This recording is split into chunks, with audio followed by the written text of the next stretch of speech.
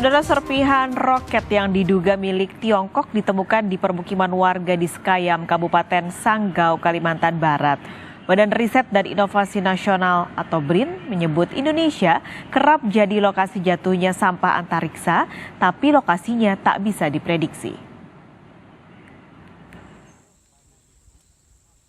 Puing-puing yang diduga serpihan roket milik Tiongkok ditemukan di salah satu lahan warga di Kecamatan Sekayam, Kabupaten Sanggau, Kalimantan Barat.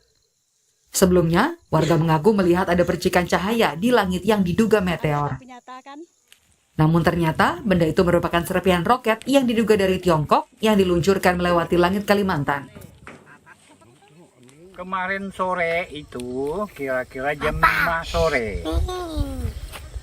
Hari Minggu kan saya tidak ke kebun, jadi sore hari jam 5 saya ke sini mau lihat-lihat kebun.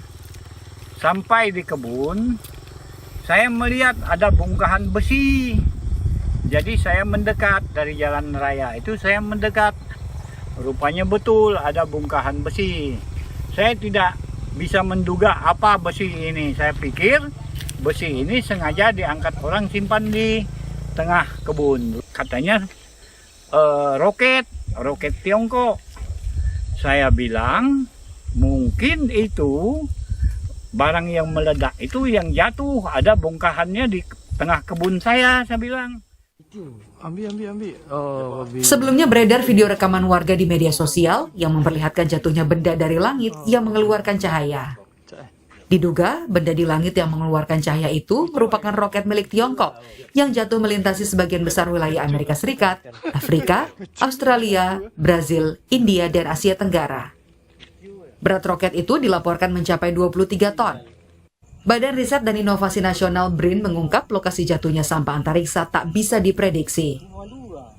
Dalam program Kompas Malam, Senin 1 Agustus kemarin, Profesor Riset Astronomi Astrofisika Pusat Riset Antariksa BRIN, Thomas Jamaludin menyebut hanya bisa memantau jatuhnya sampah antariksa. Jadi roket-roket bekas meluncurkan satelit itu sudah tidak berfungsi lagi, tetapi masih mengorbit bumi. Itu yang disebut sebagai sampah antariksa. Suatu saat sampah antariksa tersebut akan jatuh.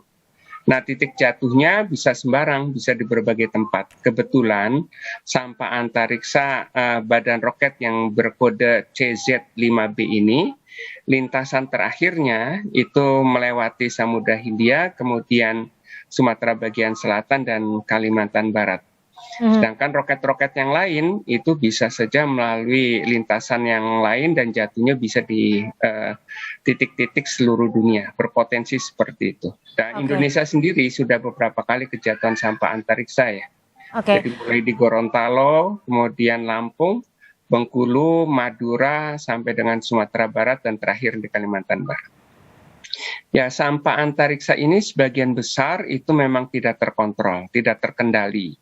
Sehingga yang bisa dilakukan hanyalah memantau titik akhir yang kemungkinan akan jatuh. Sehingga setidaknya ini menjadi perhatian khususnya di Pusat Riset Antariksa untuk memantau, dan ketika sebetulnya warga kemudian menemukan serpihannya, kemudian segera bisa mengidentifikasi dan menginformasikan kepada publik. Memang tidak bisa diantisipasi, tetapi dari segi kemungkinan untuk mengenai pemukiman atau membahayakan manusia itu memang kecil sekali. Kini, sampah antariksa milik Tiongkok itu telah disimpan polisi. Tim Liputan, Kompas TV.